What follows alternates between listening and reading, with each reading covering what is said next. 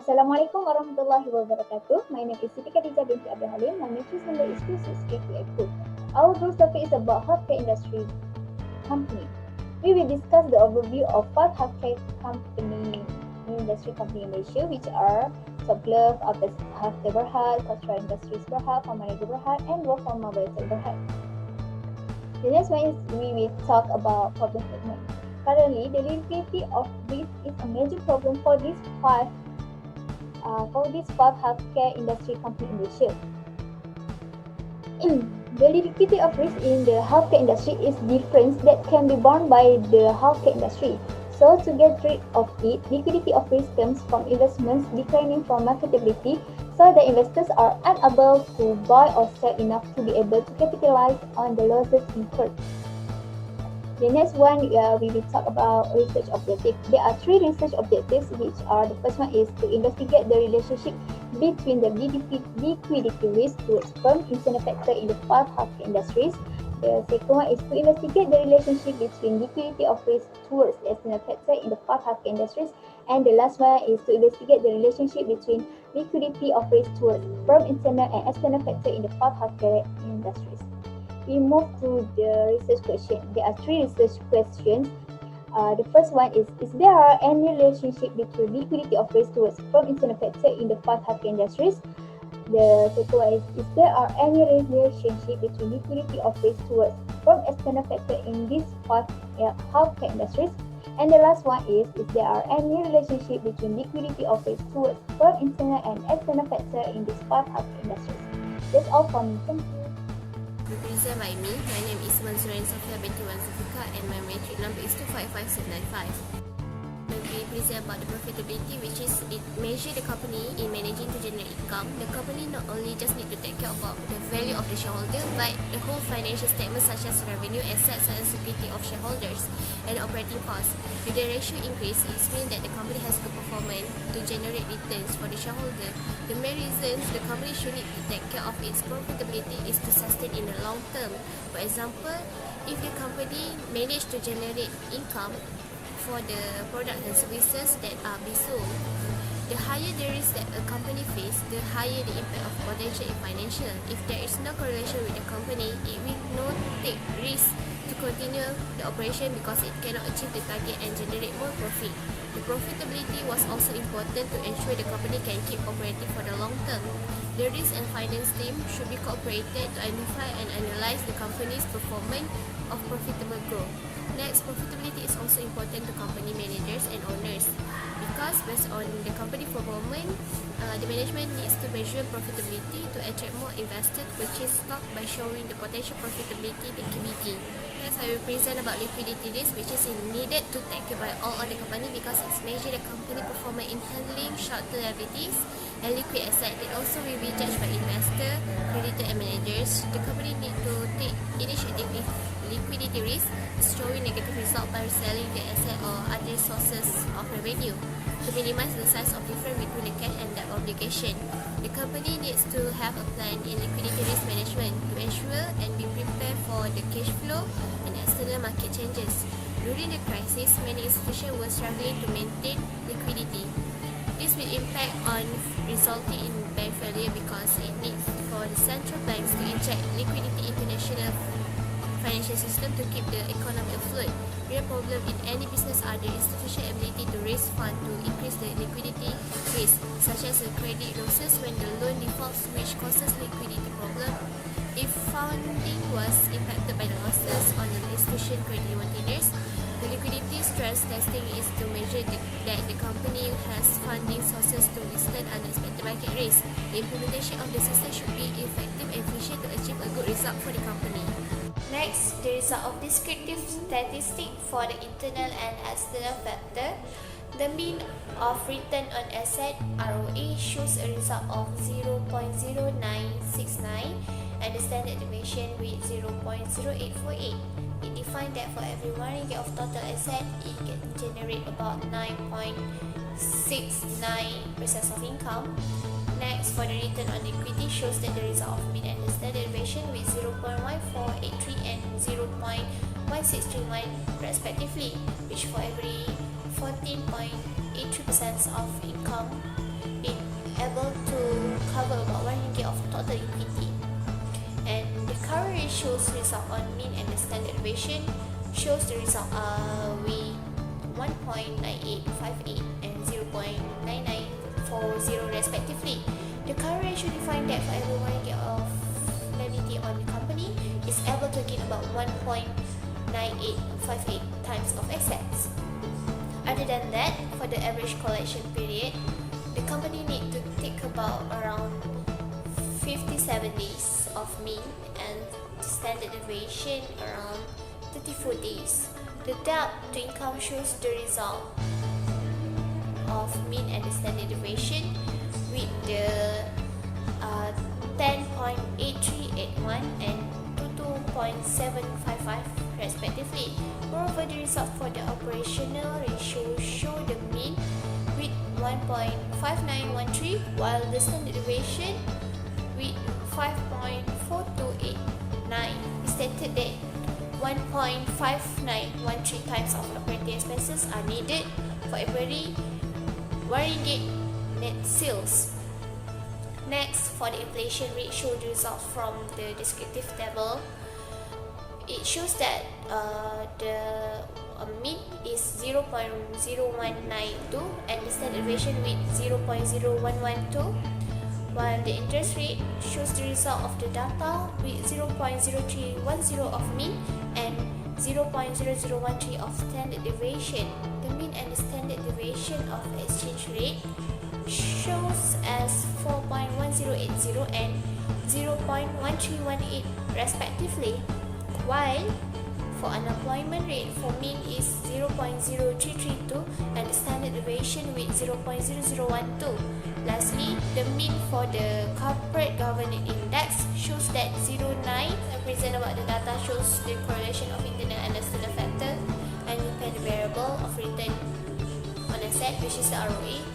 Based on the Pearson correlation, the return on equity, which is the ROE, is the highest correlation with the return on asset with the results of 0.929, and the second highest goes to the operating margin with the results 0.760.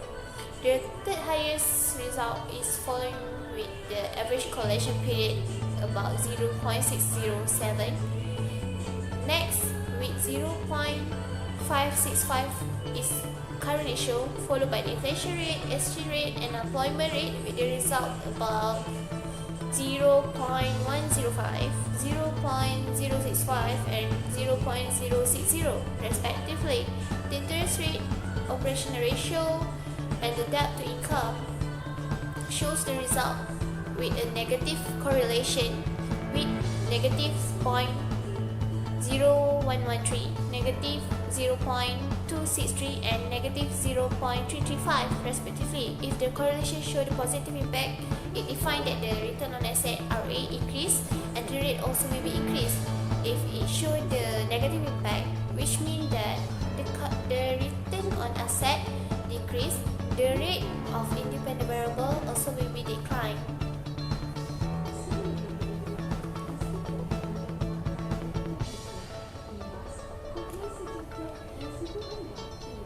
Next, it will be describing the p-value between the dependent variables and dependent variable, which define the significant if p-value less than 0.01, which is weak, p-value which less than 0.05, which is mean the moderate, p-value less than 0.001, which means the strong. The strongest result is based on the data return on equity, which is the ROE, operating margin, and the corporate governance index with 0.000, following with an average collection period of 0.001. The moderate is the debt to income with the result in 0.051. For the lowest result from operational ratio with 0.102 and interest rate with 0.295, inflation rate with 0.308, and the exchange rate with 0.3 0.379 and the unemployment rate with 0.387. This study will show that the independent variable of the inflation rate, operational rate, current ratio, and return on equity, which is the ROE, are significant to the dependent variable of return on asset, which is the ROA. Based on the W. Watson rules of more than 1.5 and less than 3.0 with p-value equal to 0.777, 0.258, 0.004 and 0.001 respectively. This implies that none of the independent variables are influencing the return on asset ROE of the company. Therefore, this suggests that the further study should be include other variables to identify the impacts on the return on asset. Next, the table shows the coefficient of dependent variables of internal and external factor with the dependent variable return on asset ROA. It defines the significant if p-value less than 0.10, which is weak, p-value less than 0.05, which is moderate, p-value less than 0.001, which means the strong. As the result, the strongest relationship is the return on equity, which is less than 0.001, followed by the current ratio with the moderate result of 0.004. The moderate result based on the table are operational ratio with 0.258 and the inflation rate with 0.777. For our group assignment, we use the internal factor, which is include return on asset, return on equity, current ratio, average collection period, debt to income, operational ratio, operational margin, and CG index, which is corporate governance. While the external factor, we use the unemployment rate, exchange rate, interest rate, inflation rate, and the market risk. For the statistical analysis that we use for healthcare industry, which is our group assignment, for the analysis that carried out on healthcare industry from 2015 until 2019, all data were being together for 5 years, which is divided into dependent variable, independent variable, which is including internal factor and external factor. Now we see the model 1, which is influence with internal factor on return on asset for our company. The second is model 2.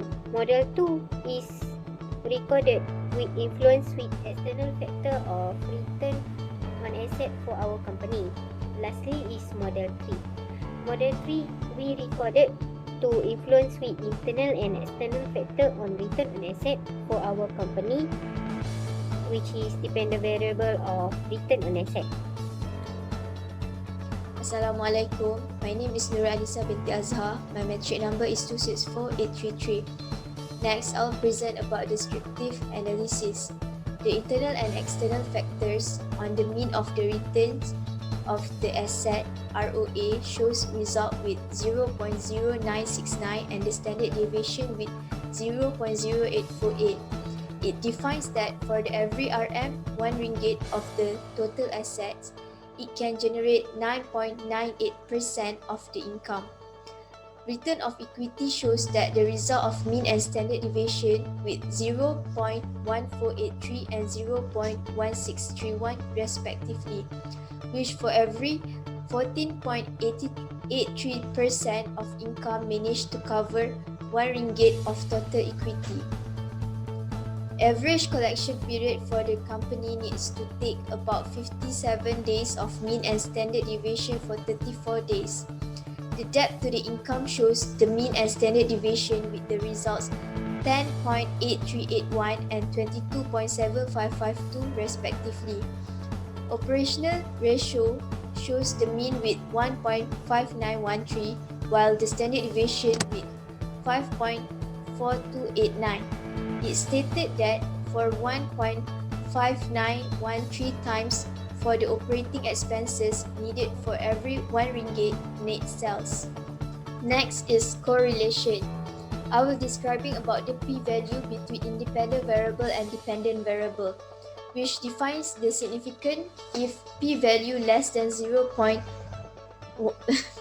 If p-value less than 0.10, which is weak, p-value less than 0.05, which is moderate, p-value less than 0.001, which is strong.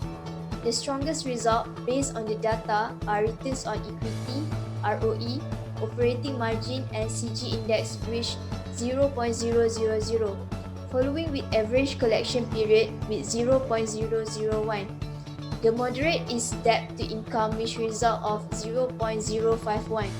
For the lowest result are from operational ratio, which 0.102, interest rate with 0.295, inflation rate with 0.308, exchange rate with 0.379, and unemployment rate with 0.387. Next is model summary. This table shows independent variables of inflation rate, operational ratio, current ratio, and return on equity (ROE) are significant to the dependent variable of returns on asset (ROA). Based on Durbin-Watson rules of more than 1.5 and less than 3.0 with p-value equals to 0.77, 0.258, 0.004, and 0.001 respectively. None of independent variables are influencing the returns of asset (ROA) of the company. This study suggests that further studies should include of the others variable to identify the impacts on ROA. Next is coefficients. This table shows that coefficient of dependent variables. It defines the significant if p-value less than 0.1, which is weak, p-value less than 0.05, which is moderate, p-value less than 0.001, which is strong. The strongest relationship in return on equity (ROA) with less than 0.001, followed by current ratio with moderate results of 0.004. The moderate result based on the table are operational ratio with 0.258 and inflation rate with 0.777. That's all from me. Thank you. Hey guys, hello all. Today I would like to giving some conclusions from our report. According to the reports given on our assignment, we have concluded that all of the aspects are playing an important role to develop a good corporate governance. Sign of good ratings of corporate governance, or CGI, actually refers to the ability of a corporation to manage the instability and risk in the organization that will severely affect them. With a few good measures. One of them is improving good relationship with the shareholders, with board of directors putting the best effort with planning investor relationship program in order to help the shareholders to contribute more on organization. Besides, it will give a huge proportion to the next. The organization should apply openness in every aspect of internal and external factors, involving them with giving more required information for public. For an example, about investment contribution, status of financial position, percentage of profit or loss, cash flow, where the public can detect where source of money came and how they were spent, and also some many more. Nevertheless, opponents were able to provide proper information and more information about the organization activity, as most of the reports reveals all the expenditures, all of the activities are being made from the stated. It is important that efficiency is a key point to develop a good corporate governance.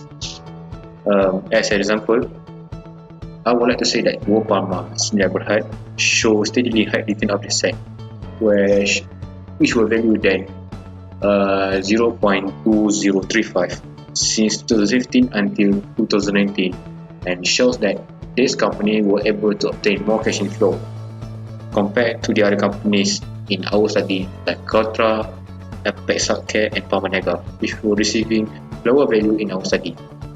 In internal and external analysis that were made for discrete statistics, low average collection period, and almost all of the transactions including larger debts can be collected in a short period. Our report had concluded up to 34 until 57 days collecting period could be done as a result of good auditory from the company. Finally, independent variable really affecting the return of assets. I would like to conclude because if the statistics are lower than 1.5 based on Durbin-Watson value or rules, the return of asset or ROA will decrease. As for now, all of the aspects are reflecting the effectiveness of corporate governance, which means all of the managing procedures can be done smoothly if the corporate governance principles are being applied.